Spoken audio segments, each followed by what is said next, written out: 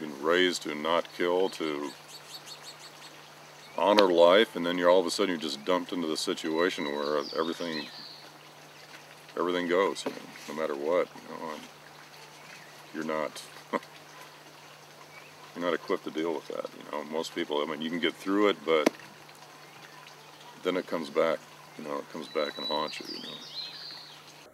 I got hit in the chest, and it threw me physically backwards, off my feet.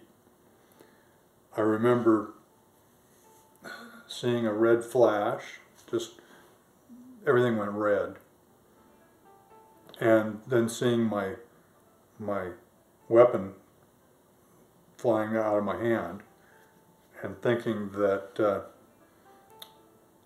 that this is like a John Wayne moment, and I was dead. This is what it feels like to be killed.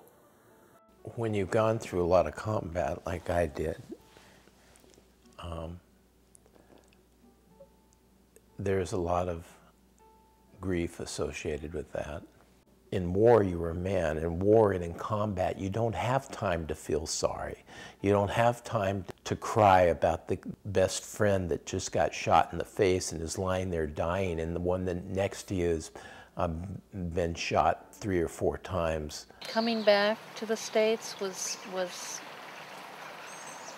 strange for me. I never, you know, experienced the deal of being spat upon or anything like that, but I do remember coming back and being in my uniform, and flew back to Ohio to meet my family, and I just felt like a stranger in a strange land. I would have bouts of depression and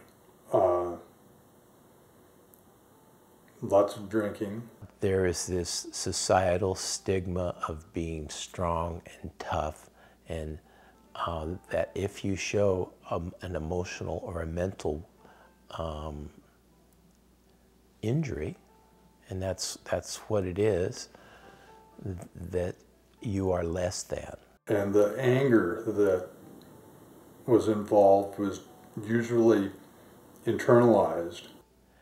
I would be with my family experiencing something that was joyful, and then right in the middle of it, I'd stop and recognize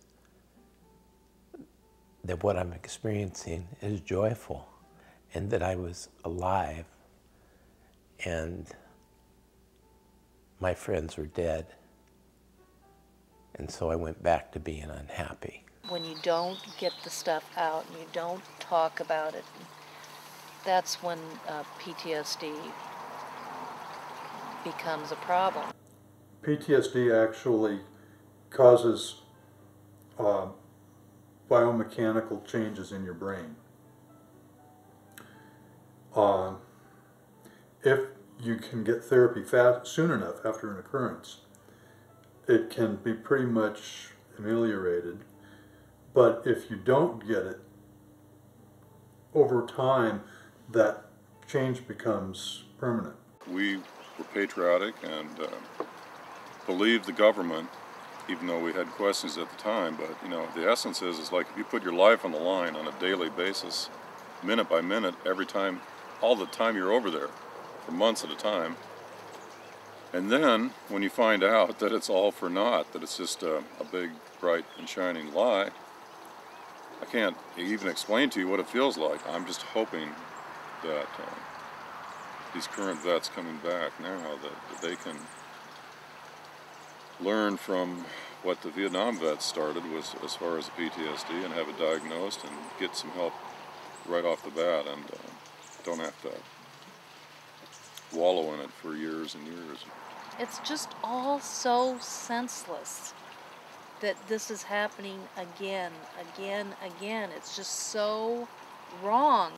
It takes a while for it to soak in, and by the time it's soaked in, it can be too late.